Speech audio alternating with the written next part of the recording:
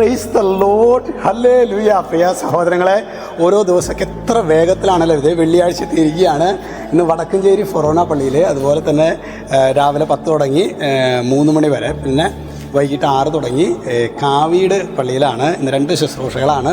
നിങ്ങളുടെ പ്രാർത്ഥനയിൽ പ്രത്യേകമായിട്ട് ഓർക്കുക. ഇന്ന് നമ്മൾ ധ്യാനിക്കുന്നത് ദൈവം സ്നേഹമാകുന്നു. ഇത് കൊട്ടേഷൻ പറയില്ല, നമ്മളെല്ലായിടത്തും കാണുന്നതാണല്ലോ. God is love. അത് വിശുദ്ധ യോഹന്നാൻ ശ്ലീഹായുടെ ലേഖനത്തിലൊരു ഭാഗമാണ്. അത് നിങ്ങൾക്കൊരു ഹോംവർക്കായിട്ട് തരികയാണ്.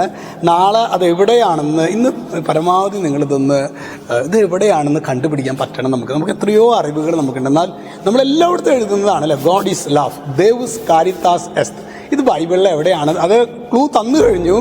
ലേഖന ഭാഗമാണ്, യോഹന്നാൻ ശ്ലീഹായുടെ ലേഖനമാണ്. അതിലെവിടെയാണെന്ന് 3 അധ്യായങ്ങളാണുള്ളത്. അപ്പോൾ അതെവിടെയാണെന്നൊന്ന് പഠിക്കാനായിട്ട് നമ്മളൊന്ന് ആ വചനം ബൈഹാർട്ട് ചെയ്ത്, വചനം നമുക്കറിയാം, കൊട്ടേഷൻ നമുക്കൊന്ന് പഠിക്കാനായിട്ടുള്ള പരിശ്രമം നിങ്ങൾ. ദൈവം സ്നേഹമാകുന്നു. ഇന്ന് ശരിക്കും സ്നേഹരാഹിത്യത്തിൻ്റെ ഒരു ഇടമാണ് അല്ലേ.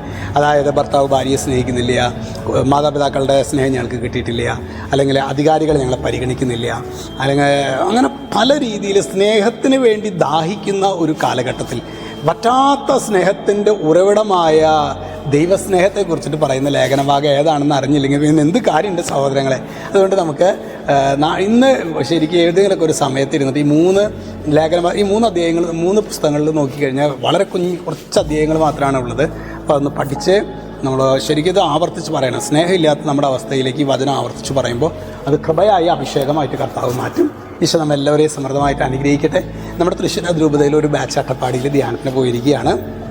വരും ആഴ്ചകളിൽ ജെറുസലേമിലും മേരിമാതയിലൊക്കെ ആയിട്ട് വാർഷിക ധ്യാനങ്ങളുണ്ട്. നമ്മുടെ വൈദികർക്ക് വേണ്ടി നമുക്ക് പ്രത്യേകമായിട്ട് പ്രാർത്ഥിക്കാം. ഈശോ നമ്മളെല്ലാവരെയും സമൃദ്ധമായിട്ട് അനുഗ്രഹിക്കട്ടെ. രക്ഷിതാവ് യേശുക്രിസ്തുവിൻ്റെ നാമത്തിൽ അനുഗ്രഹിക്കുന്നു, ഇപ്പോഴും എപ്പോഴും എന്നേക്കും. ആമേൻ.